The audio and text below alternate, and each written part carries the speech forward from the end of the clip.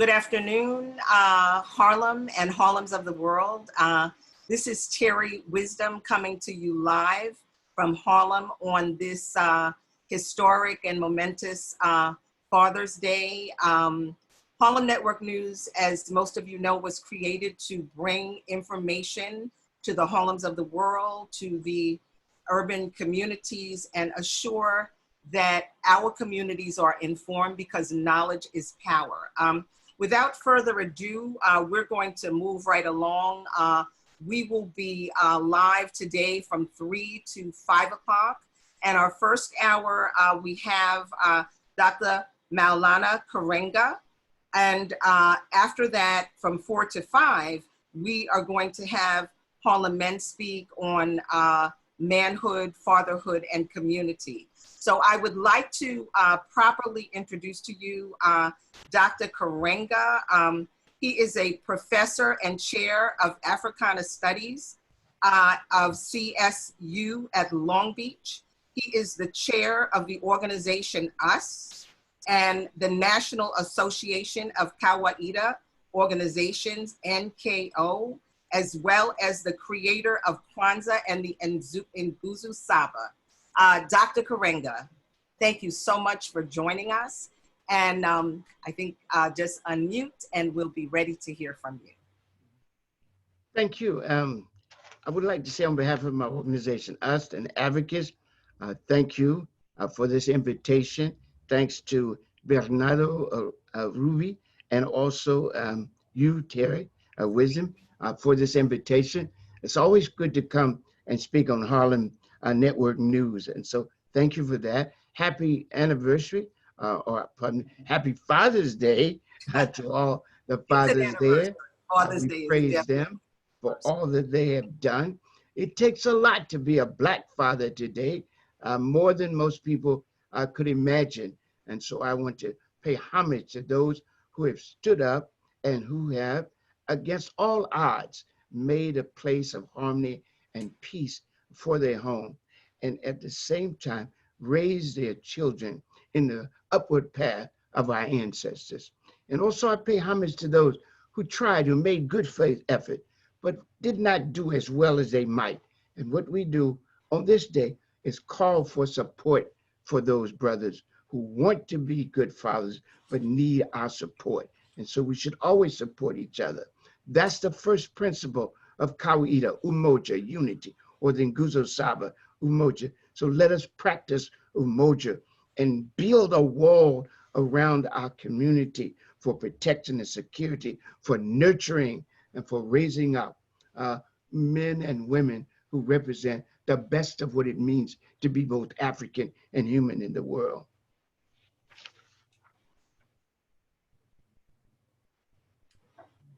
Yeah. Dr. Karenga? Mm-hmm. Yes. Okay, yes, continue. Thank you. And so in terms of our last interview, you had mentioned that we talked about the conditions in which we live.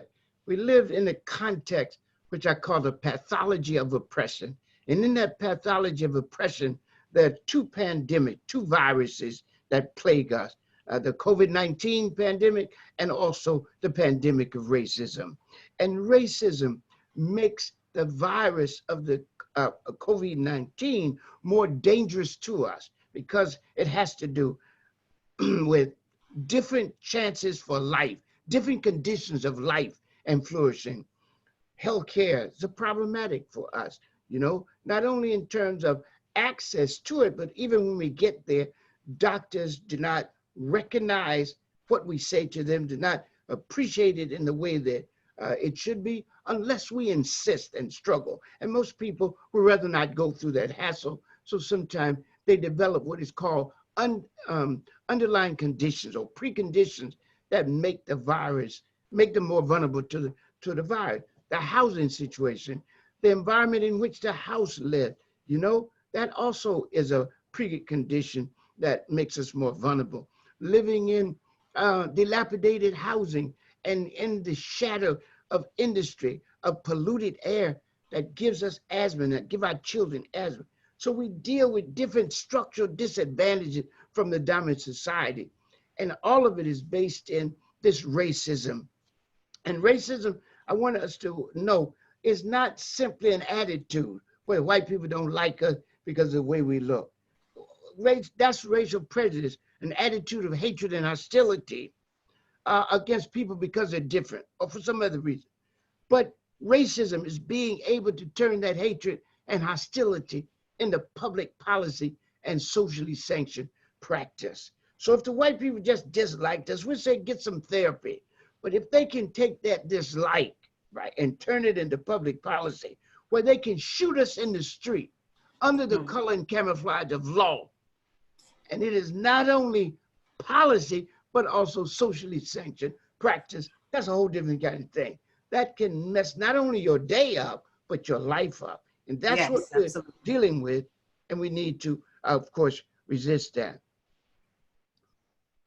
Yes, I have been saying to everyone that over a month ago, when we first had you on Harlem Network News, that you are the person that talked about us fighting two viruses, COVID-19 and the pathology of racism, as you just mentioned. And, you know, here we are a month and a half later, and that is what everyone is saying on the media. And you are the person that coined that, you know, so I feel that you were extremely prophetic, you know, in terms of just knowing and seeing what is down the road. And I mean, since the time that we were last together, we have just, it's been open season and murder against Black men and Black women.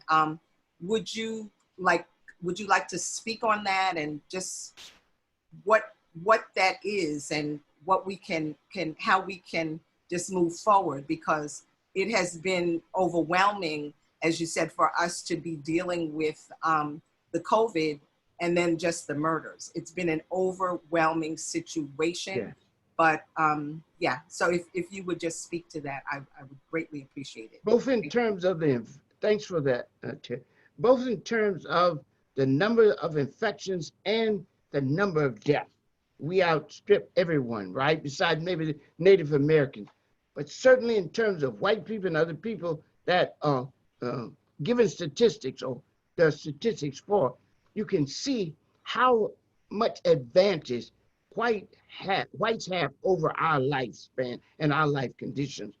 And that's why when we talk about we're all in this together, yeah, okay, but we're at different levels of this togetherness. And actually, we should not say that unless we merit it. And that's why it's so important for the struggle to be going on.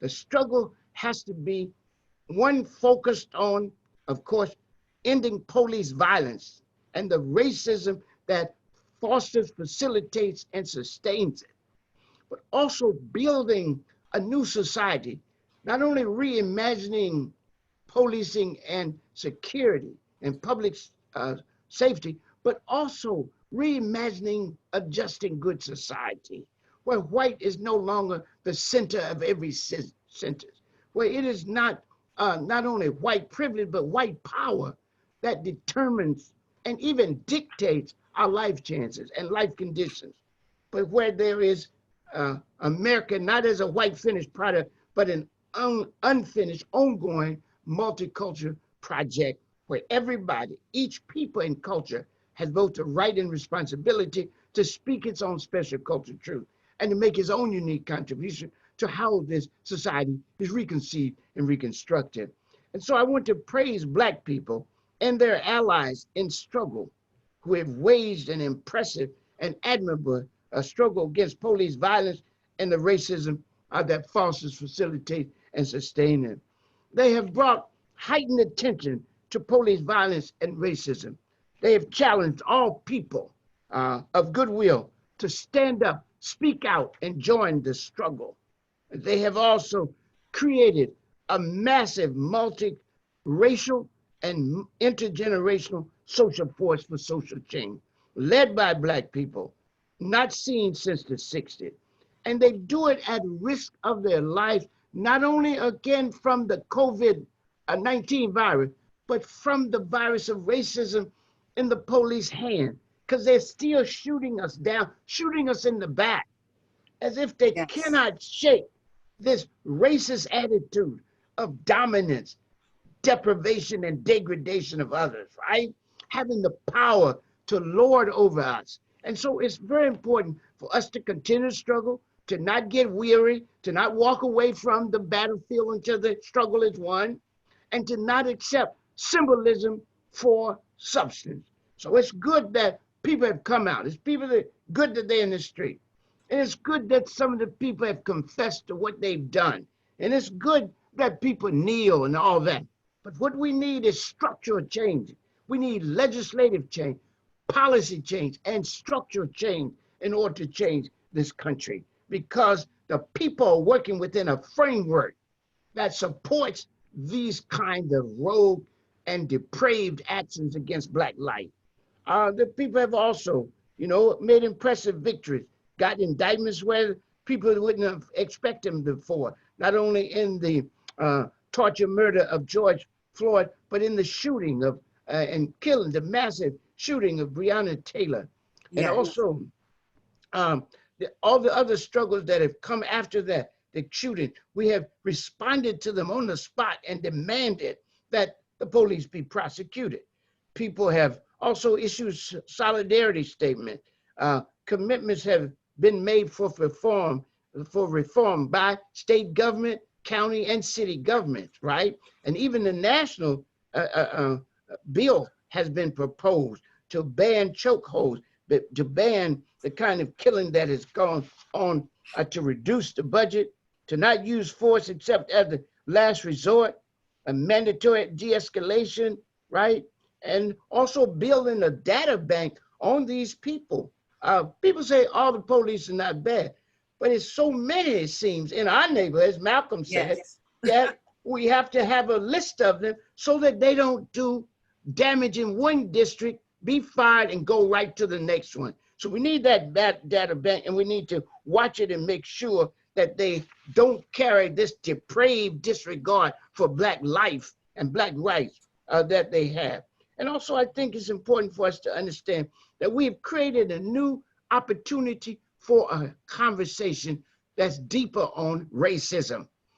People are reading a lot of books, but what I'm afraid of is that they're getting them from their friends. And their friends, a friend is a good thing to have, and it's good for people to be sensitive to each other's feelings.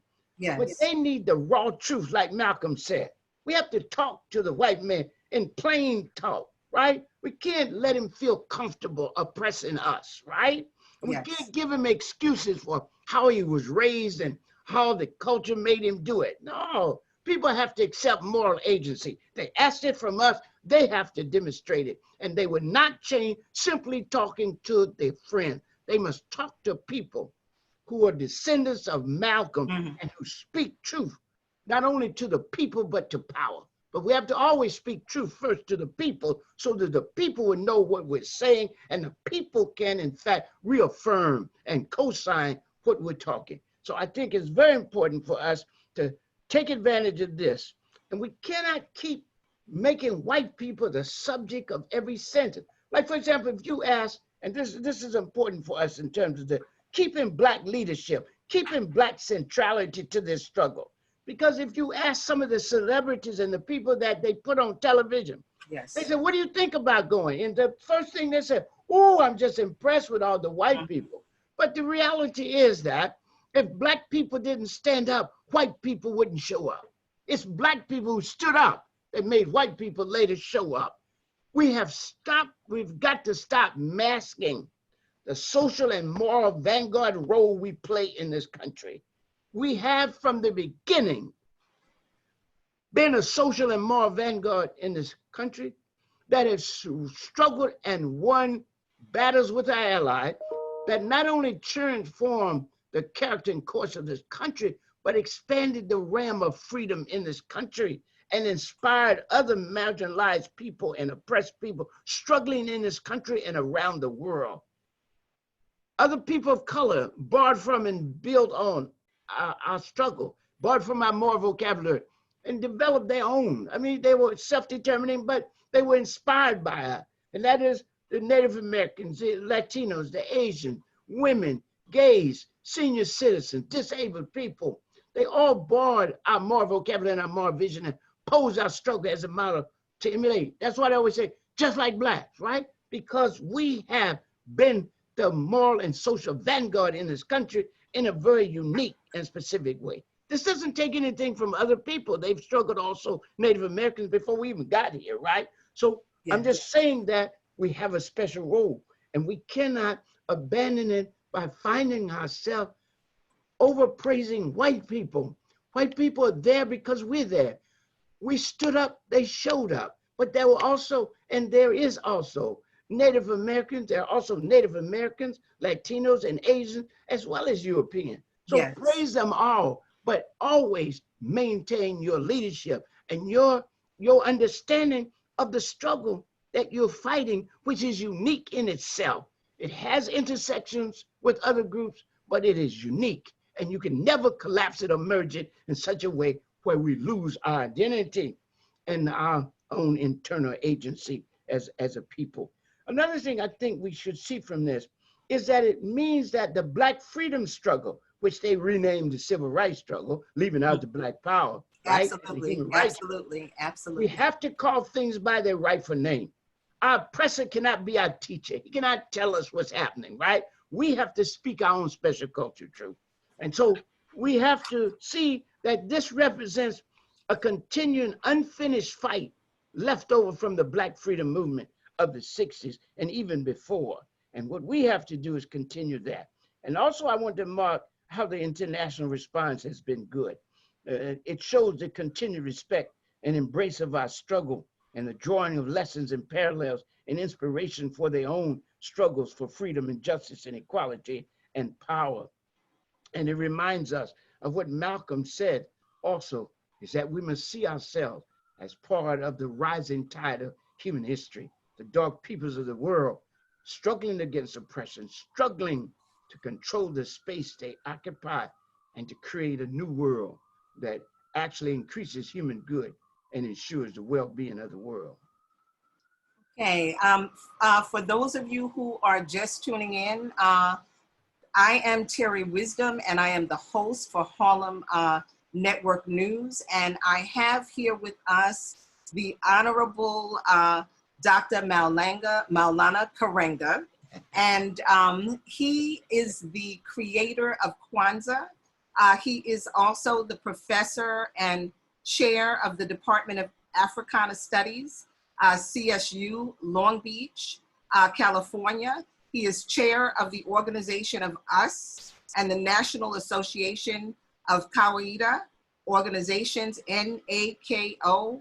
And as I mentioned, he is the founder, the creator of Kwanzaa and the Nguzu Saba. And for those of you who are tuning in and who are young, I know you know about Kwanzaa, and Kwanzaa is really our first African-American holiday, and we have a living historical person who is the creator that is here with us. So Dr. Karenga, could you just speak a bit about, I mean, we talked about a lot of things. We've talked about the systemic racism that has gone on and the fact that all of these things that have happened with the murders of Black men and the knee on the neck of George Floyd that really brought it home for the entire world. It's taken a scab off what is. Everything is happening back to back. We just had Juneteenth, which is another example of systemic racism. The fact that the Emancipation Proclamation happened with President Lincoln, and it was 2.5 years later when people in Texas, the enslaved, I don't call us slaves, the enslaved were freed at that time. It took that long, and that was in 1865. And it's just now that, at least in New York State, we're looking at a proclamation to bring it as a national holiday. So Dr. Karenga, I want to use this valuable time with you because you are an icon. You have paved the way. Can you just share a little bit about what was the motivation to create Kwanzaa and how we can integrate the principles of Kwanzaa into today and the leadership and a way of living? Gabriel, appreciate what you said, if I understand correctly. Let me just say something about Juneteenth. It's important for us, again, not let the oppressor define the meaning of Juneteenth. First of all, let's really think about it.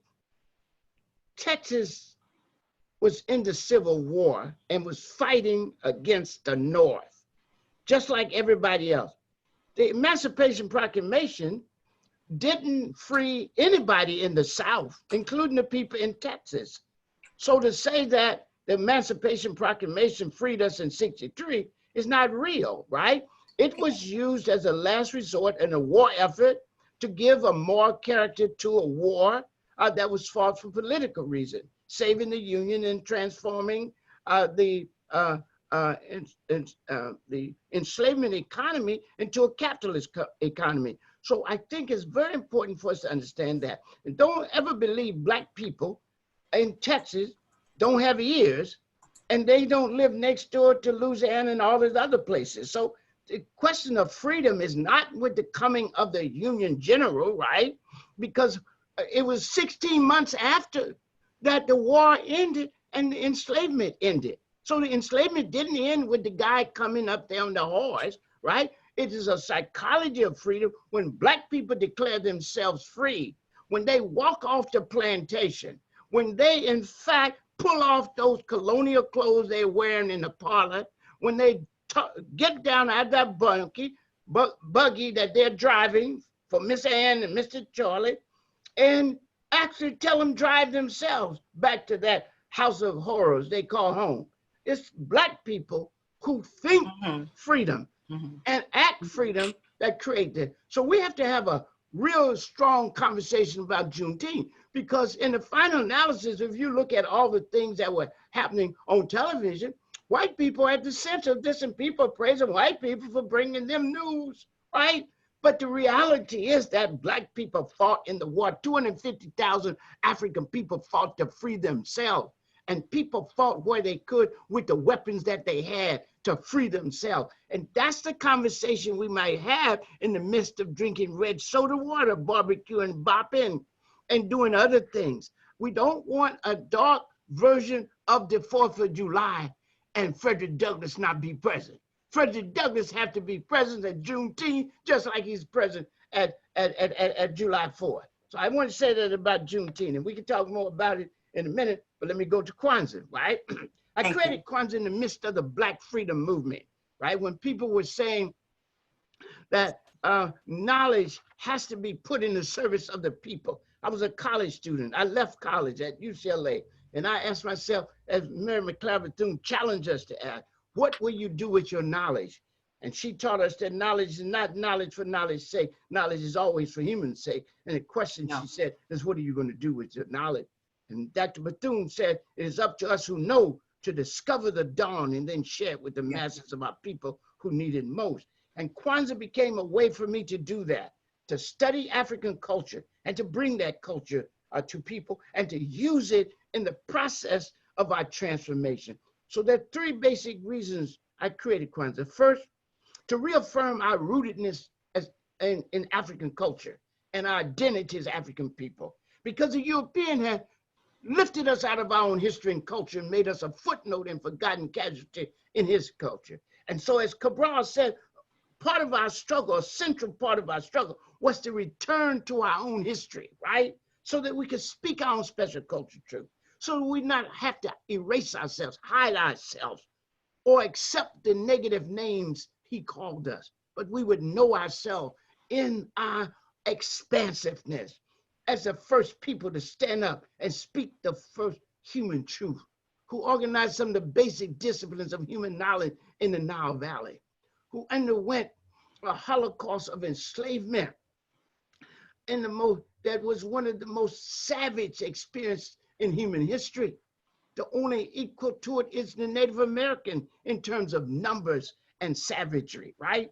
So the reality is that we must respect our own history, and we must, in fact, study it. Second, I created Kwanzaa in order to bring Black people together all over the world, African people all over the world, right? To meditate on the awesome meaning of being African in the world. right? And to reaffirm the bonds between us. And you know, more than any other holiday, Black people all over the world talk about being African. They dress their clothes, they talk their values, they tell the Yes, narrative, yes, yes, right? They yes, reach yes. out. And this is on every continent in the world. So Kawaida and Kwanzaa is celebrated on every continent in the world. And the 7 principles are used not only for Kwanzaa time, but also as ways to ground our lives, orient our lives, and direct our lives toward good and expansive end. And that brings us to the third reason I created Kwanzaa, to introduce and reaffirm the importance of communitarian African values, values that stress and strengthen family, community, and culture. And that's what Kwanzaa is, a celebration of family, community, and culture. And the core of those communitarian values are called the Nguzu Saba, the 7 principles. And they are, first in Swahili and then in English, umoja, unity; kujichagulia, self-determination; ujima, collective work and responsibility; ujamaa, cooperative economic; nia, purpose; kuumba, creativity; and imani, faith. And those, when people say, what can Kwanzaa do to solve problems? Kwanzaa doesn't solve problems. Practicing the Nguzu Saba helps us problem solve. Humans and practice of humans and the thought of humans, that helps solve problems. So then what you have to do is not only solve problems, but imagine human flourishing. Imagine being the best of what it means to be African and human in the fullest sense. And the first principle for you to do that is umoja. Without umoja, without unity, we can't do anything. We can't build families, right? We can't have marriages. We can't have friendship, right? We can't have community. We can't have nation, right? Without unity. So unity is the first principle, and we must accept it as a moral principle, as a moral obligation, a good togetherness, a purpose for togetherness, a principle togetherness. That's what unity is. We say strive for. And notice how all of the principles engage us in action, calls us to action. The first one, emotion, to strive for and maintain unity in the family, community, nation, and race.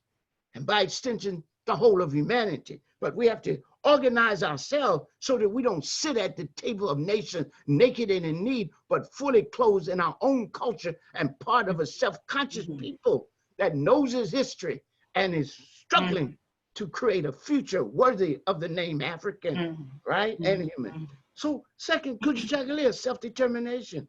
Not only do we feel unity with our people, but also with the world, right? I want to come back to that in a minute, but this whole sense of being at one in the world, this unity, right? It's a spiritual quality also. So the second thing is kujichagulia, self-determination, to define ourselves, to name ourselves, to create for ourselves, and to speak for ourselves. That's an important thing. And we support self-determination not only for ourselves, but for the nations of the world. Everybody has a right to control their own destiny in daily lives, right? And we must speak that special truth and use our own culture to reconceive and reconstruct the good world we all want and deserve to live in. Ujima, collective working around responsibility. It teaches us to be cooperative, not vulgarly individualistic. Yes, It says, yes. yeah. So what we want to do is make sure that we struggle in such a way that we bind ourselves together. So I could go on down all the other principles if you want me to, but this is how I would explain each of them. Ujima teaches us cooperation, right? Ujamaa teaches us shared work and shared wealth. Nia teaches us the purpose, the collective vocation of building our community, right? So we restore our people to their traditional greatness, and so they can play the role that God wanted them to do as a bright star in the constellation of nations, right? And then, of course, Kuumba, creativity, to do always as much as we can in the way we can in order to leave our community and by extension the world more beautiful and beneficial than we inherit. And finally, Imani, faith, to believe with all our hearts in our people, our parents, our teachers, our leaders, and in the righteousness and victory of our struggle. To believe that what we're doing is not only good for us, that this struggle is not only to free us, but to free the whole of humanity right? Because what we're doing is expanding the realm of freedom in the world. It's like Amilcar Cabral, one of our great leaders in the 60s revolutions of Africa, said, we're like anonymous soldiers for the world. They might not even recognize us. They might not know our name, but the good we bring in the world benefits everybody. So we say with the Odu Ifa, a sacred text from our Yoruba ancestors, let's do things with joy, for surely humans have been divinely chosen to bring good into the world and not let any good be lost. And this is a fundamental mission and meaning of human life, to bring good into the world. Yes, thank you, Dr. Karenga. Very profound, lots of knowledge. This is Harlem Network News, and we are coming to you live. We have the creator of Kwanzaa here with us, Dr. Maulana Karenga, and he has just been sharing what has transpired over this period of time with us fighting the two viruses, the COVID-19, the pathology of racism, and how in fact Kwanzaa and the principles of Kwanzaa, the Nguzu Saba, can be integrated into a daily life. Dr. Karenga, if you could just share a bit, because this is Father's Day, and we are saying to everyone, happy Father's Day. And we do celebrate our fathers, we do celebrate our brothers, we do celebrate our sons. However, happy Father's Day for Black people has a completely different connotation when half of the race is incarcerated. And yes, so if you would just share with that, and of course, I thank you, and I know that it is just a divine act of God that we have you, Dr. Karenga, here with us and sharing. Yes, and the world. Yes, absolutely. So if you would just, speak on that, and then we will come back to you again. Thank you. Appreciate what you said, if I understand correctly. I think it's very important for us to understand that when we talk about fatherhood, we're talking about a social position, a social obligation, and a shared obligation. If we think as Africans, right? In American and European culture, we might think of a father by himself. And we might also think of it simply, if we don't think deeply, we might think of it as mainly a contributor of sperm. Like if we can consider the woman or mother the contributor of egg. But no, if we talk about fatherhood like that, we can't offer an obligation. We have to offer an obligation as a human being that has certain responsibilities in relationship. We start off from the idea that relationships are the fundamental way of being human in the world. Relationships are the fundamental way of being human in the world. We come into being in relationship. In fact, even before we're born, we're in relationship to our parents and our grandparents, those who came before us, those who live now, and those who come after us. We're already in relationship. And every relationship requires an obligation. There's an obligation to every relationship. So if I say I'm a husband, I got to act a certain way toward wife, right? I got to. If I say I'm a teacher, I got to act a certain way toward knowledge of my students. I got to act in such a way that it represents a relationship worthy of its name, right? And if a father is to be a father worthy of his name, then he must act in certain ways, right? And so it's fatherhood and manhood are tied together, right? And I'm going to get to the mass incarceration in a minute, but I want to talk about those who are strong. It's like we said in the Million Man March, they have some mission statement, which I wrote on behalf of the National Executive Organizing Committee, is that Black men who are strong must stand up and help those who are struggling and who are weaker than we, right? And we have to work with them and bring out the best of what it means to be African from inside them, right? And we have to believe in them, If you don't believe in your people, you won't sacrifice, you won't dedicate, you won't discipline yourself. So we need to do that. So what it is to be a man reflects in what it means to be a father. So the first thing we have to do is have respect for ourselves as men, as social beings in relationship, beyond the biology, not just because we grew up, but because we matured. We matured in relationship, in doing what is necessary to bring ourselves into being and be worthy of the relationships we have, right? Like we always say this from Mbiti, I am because we are, and because we are, therefore I am. But we say, I am related and relate, therefore I am. First, I'm related already before I even have anything to do with it. I'm related. But Yes. where I really show my worth is where I relate, and I relate rightfully. I speak truth. I do justice, right? I honor my mothers and fathers, my ancestors. I cherish and challenge my children. I care for the poor and the vulnerable among us. We have a rightful relationship with the environment.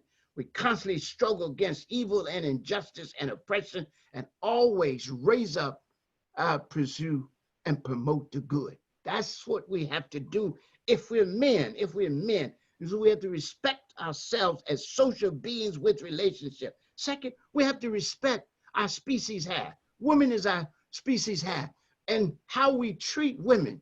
Even if you're homosexual, even if you're gay or trans, men and women have to relate together. They have to relate positively, right? They may not relate romantically, they don't have to do, but they have to relate socially. The Odu teaches that unless men and women relate rightfully, the world cannot be in order. The world cannot be, justice cannot be done. And injustice unbalances the world. And to do justice, Kunampu says in the Hosea, the sacred text of ancient Egypt, doing justice is the true balancing of the world, of the whole world. To do justice is to balance the world. And that injustice and oppression unbalances the world. So that is why we are taught to be morally grounded. And when we're morally grounded, the Hosea said, we know we must bear witness to truth and set the scales of justice in their proper place among those who have no voice, especially, but always set the scales of justice in their proper place throughout the world. And that means ending oppression and injustice, all evil of every kind, because it's wrong to oppress people. It's wrong to deny them justice. And so also to be a man is not only to be respect yourself and the social nature of your obligation, respect your species have.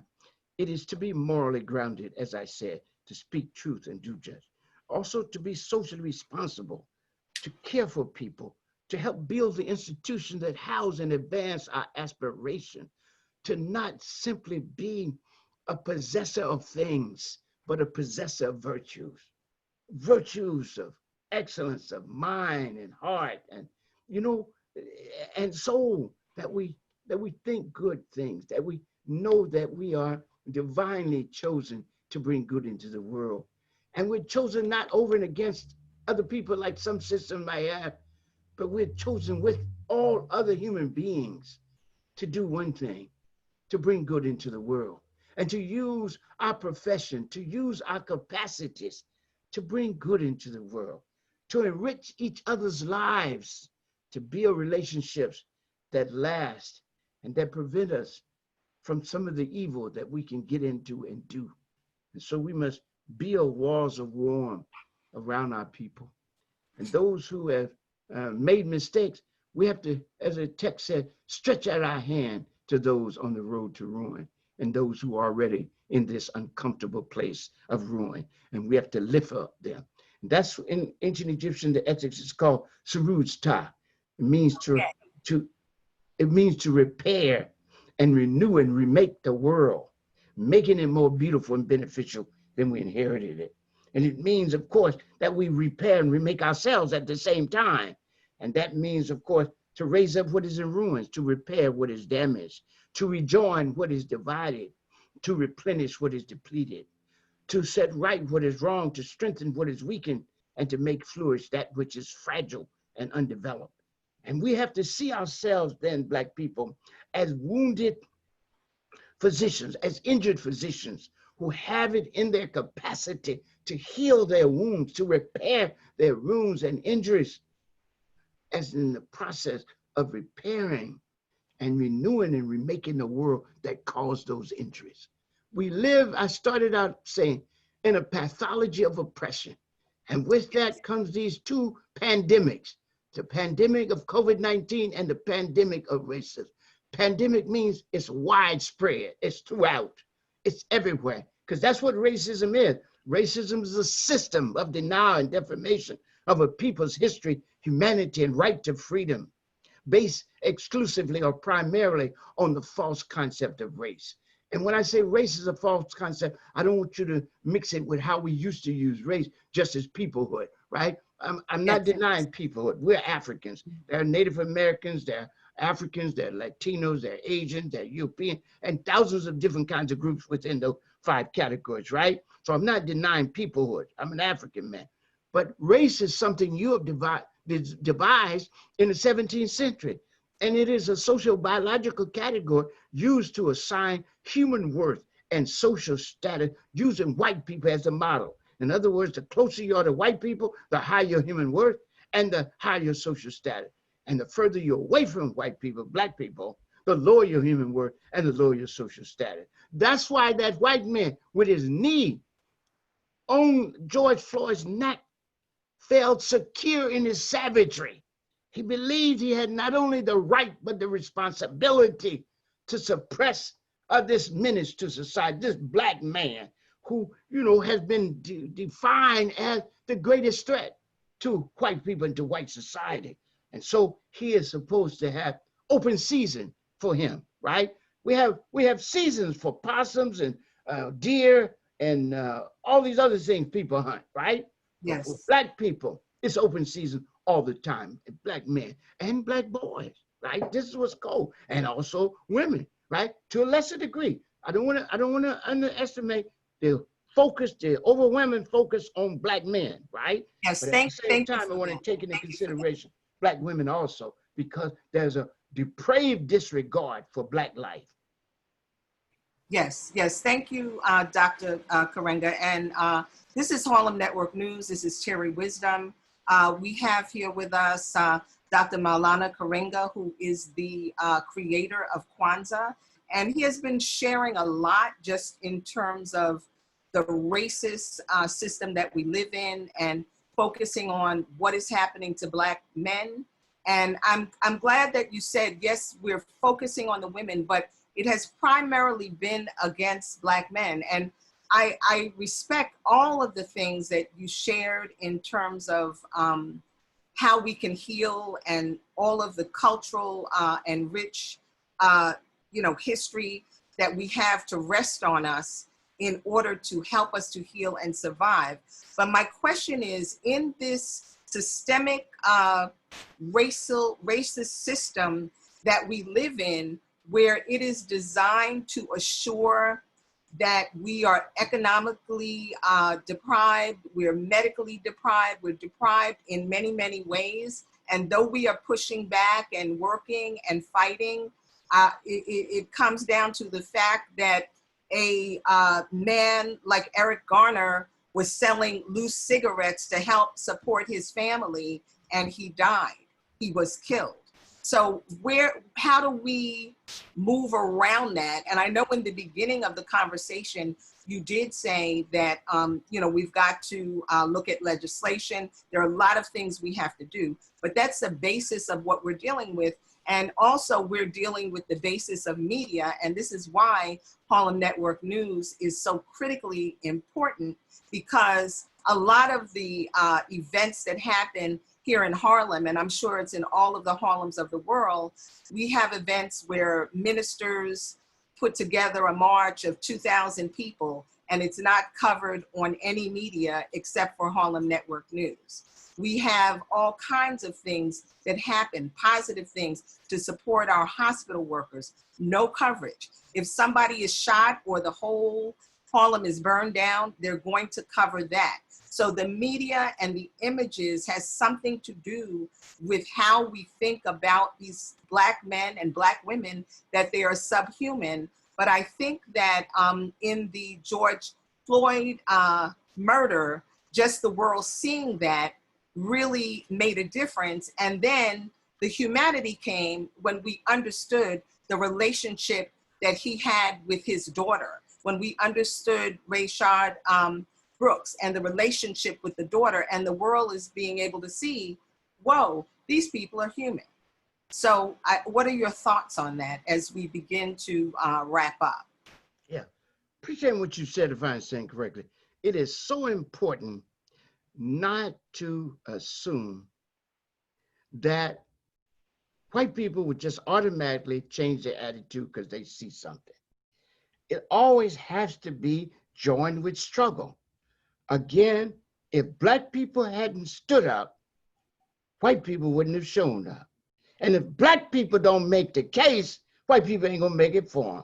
So the reality is that it's always the battle, as we said in the 60s, the battle we're fighting first is the battle to win the hearts and minds of our people, right? And if we lose that battle, we can't hope to win any other. And the battle is enjoined, as Malcolm said, in the media, in the universities, in the public education system, wherever white people are talking and thinking and acting wrong, they are actually producing policies, the oppressor, producing policies negative to us, right? And so they have trained their own people to hate us in great numbers, right? It's there. And to assume, and they have us saying, well, white privilege. No, it's white power. It's dominant. Power is the ability to impose your will in this society. It's not, we can make power with, and this altogether different, but power over means domination. So there's no substitute for struggle.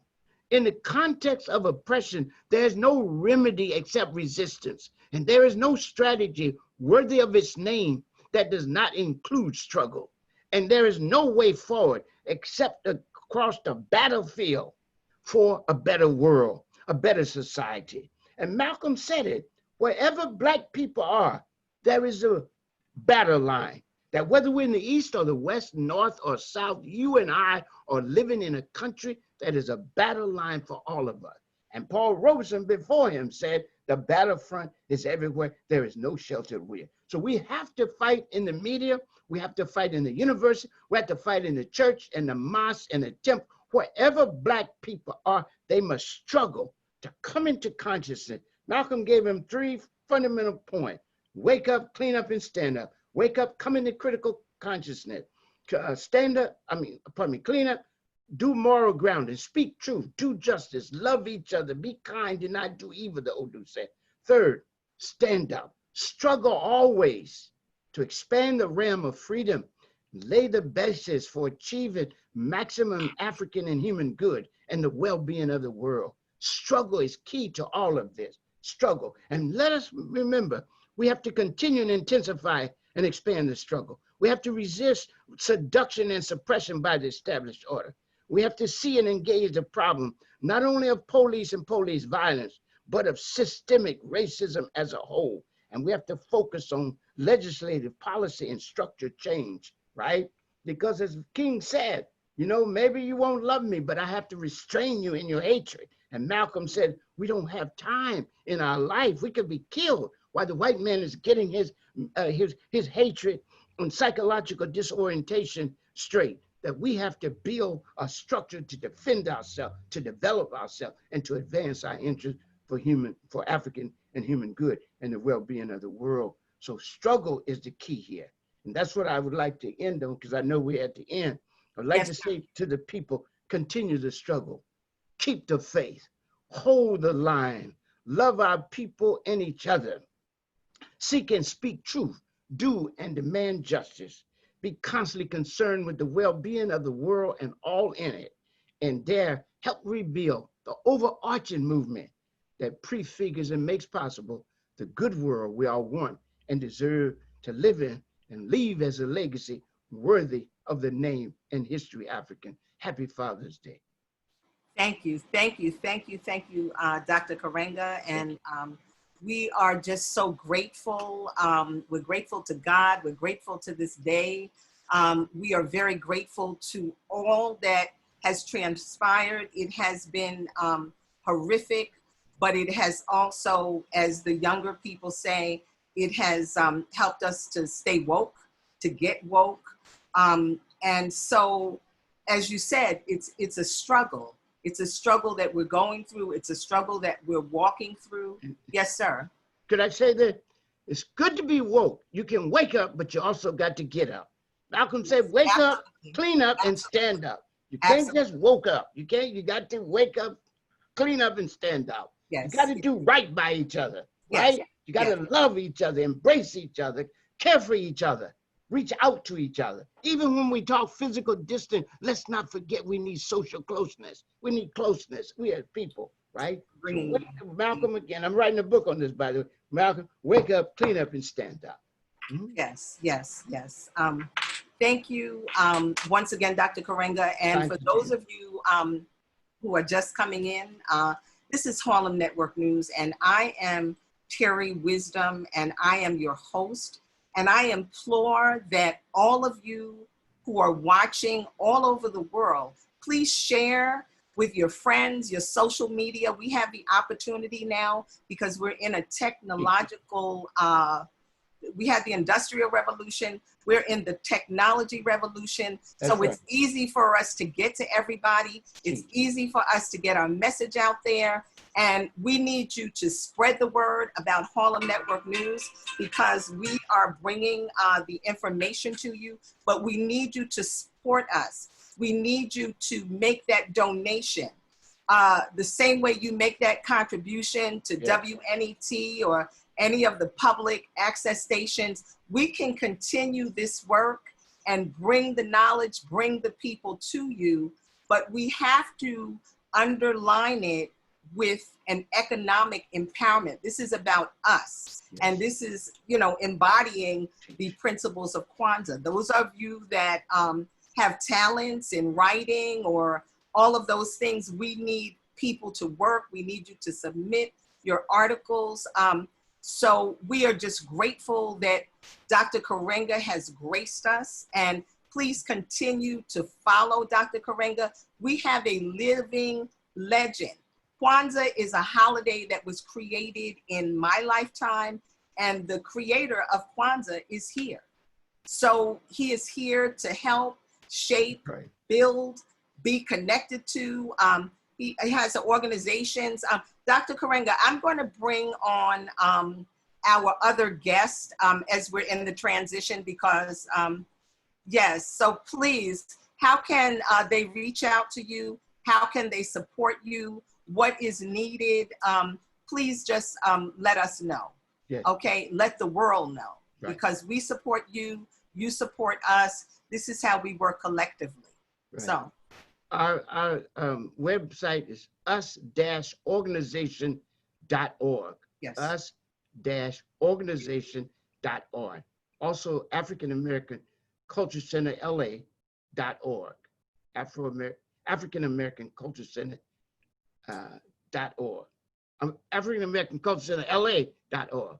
Thank you so much. Okay, and just repeat that one more time, Dr. Karenga. This is Dr. Maulana Karenga, and he is the creator of Kwanzaa and professor and director of the Africana Studies Institute in Long Beach. So he's going to share with us how we can get in touch with him, how we can support, and you know, conjointly, you're going to support Harlem Network News, which is harlemnetworknews.com.